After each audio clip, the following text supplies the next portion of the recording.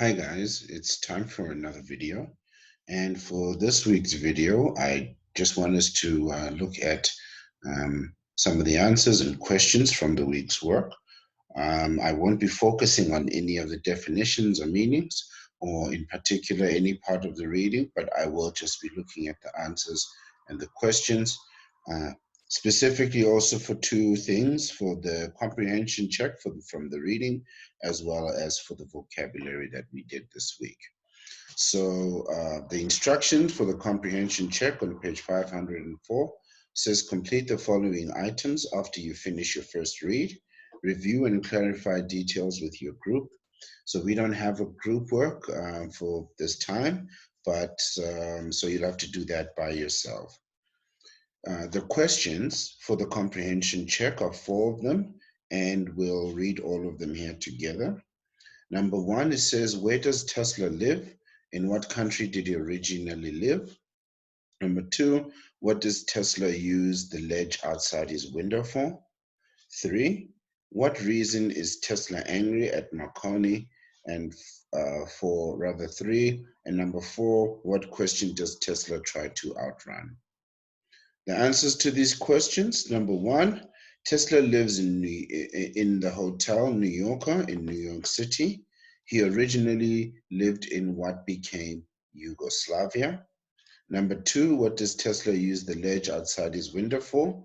Tesla uses the ledge outside his window as a place to treat old and injured pigeons. For what reason is Tesla angry at Marconi is number three. Marconi stole his invention of the radio and has gained fame as a result. And number four, what question does Tesla try to outrun? The question is why Marconi progressed more quickly than Tesla in communicating across the oceans. So those are the answers to the week's comprehension check. Let's have a look now at some of the answers for the week's vocabulary. We had 6 words, if I'm correct. The first one was deficiencies, which means a weakness, a shortage, or an insufficiency of some kind. The question here was write a sentence in the past tense using this word. So we'll look at the answers from the class. The first one was a human's deficiency has less vegetables in their life. I believe what the student meant there was uh, human deficiency, I would say,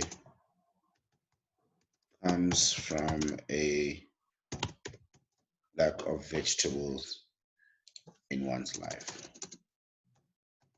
That is how I would correct that sentence. The second one, I had a deficiency in my left foot. I would accept that sentence as correct.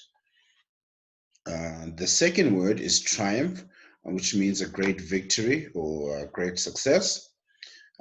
Again, also a sentence in the past tense using this word, and the students' answers were, our spectacular triumph was a return to glory, a very, very good sentence there. And when I was racing, I accomplished a great triumph. Both very good sentences. I like those very much. And both also in the past tense, which is very important. Revolutionize was the third word, which means to change something in a serious and fundamental way. Again, we were looking for 2 sentences in the past tense, but we just got the one. But this sentence is very, very good. The student said, Steve Jobs revolutionized the world with the iPhone. An excellent sentence there. The fourth word, patent, is a word that confused a lot of students.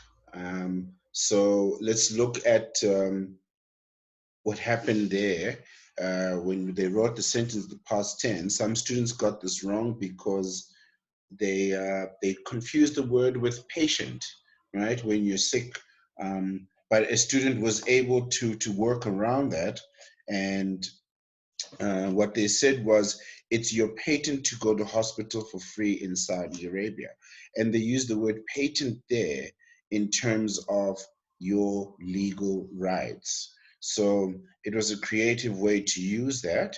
And in the exam, I would have given that correct. Um, and then when the plane was invented, they should have more patents, was the other sentence there. And that one is also correct. So both very different, but both very good sentences. Notoriety, which means being famous or well known for something bad. The sentences there in the past tense were I achieved notoriety by slapping the president.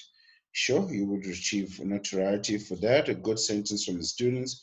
And then Conor McGregor achieved a lot of notoriety from his last fight.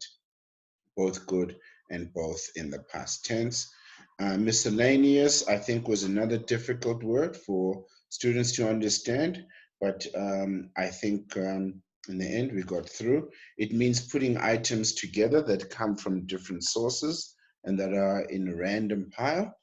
The sentence that we just got the one sentence, was I went to the grocery and I bought so many miscellaneous things, which is a correct sentence there.